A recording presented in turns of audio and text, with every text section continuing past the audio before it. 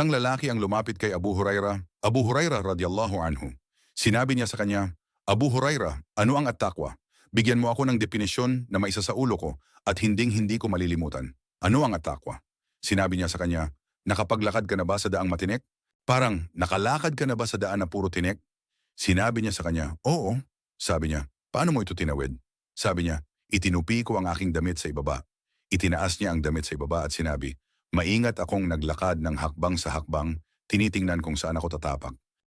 Upang maiwasan kong masaktan ang aking sarili, o matusok ang likod ang talampakan ng aking paa ng tinik. Sinabi niya sa kanya, iyan ang at-taqwa. Ang at-taqwa ay iyon. Ang mga tinik na nasa landas ay ang mga ipinagbabawal, ang mga bagay na haram. Iyan ang mga tinik. At kung saan walang mga tinik, iyon ang mga utos ni Allah, ang makapangyarihan at dakila. At sa gitna ng lahat ng ito, kailangan mong maging maingat. Hindi ka pwedeng maglakad sa matinik na daan ng papaya at hindi lumilingon. Kailangan mong yumuko. Narito ang al-haram, iwasan. Narito ang isa pang haram, iwasan mo ito, para maging ligtas ka. At kung tumapak ka sa tinik, ano ang mangyayari? Sinaktan mo ang iyong sarili. Hindi mo sinasaktan si Allah Azza wa Jal. Ibig sabihin, kung gumawa ka ng haram, nagkasala ka, sinaktan mo ang iyong sarili.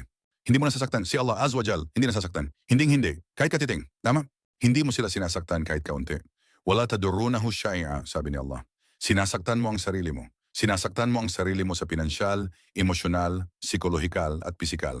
Ang bawat kasalanang ginagawa mo ay walang nikatiting na kabutihang maiaalok sa iyo sa anumang aspeto ng buhay. Ang bawat kasalanan ay nakakasuklam. Ito ay nakakadiri. Ito ay pinsala.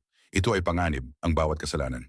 Maaaring masiyahan ka sa isang kasalanan ng 1 segundo, ng 1 minuto, o kahit ng 2 minuto, ngunit pagkatapos niyon, mayroon itong pangmatagalang kahihinatnan ng pinsala, ng sakit, ng matinding kalungkutan, at ng lahat ng masasamang bagay na iyon. At nagkakasala ka, at inilalayo ka nito kay Allah, at binabawasan ang iyong iman at ang iyong takwa, at inilalapit ka nito sa apoy ng impyerno. Ano ang ginagawa mo? Nakikita mo ba ang masamang landas ng kasalanan at kung saan ka nito hahantong? Ito na. Sinisira mo ang sarili mo. Sinisira mo ang iyong iman. Sinira mo ang lahat ng yan, hindi kailanman sulit ang kasalanan. Kapag naintindihan mo ito, lumalayo ka sa kasalanan.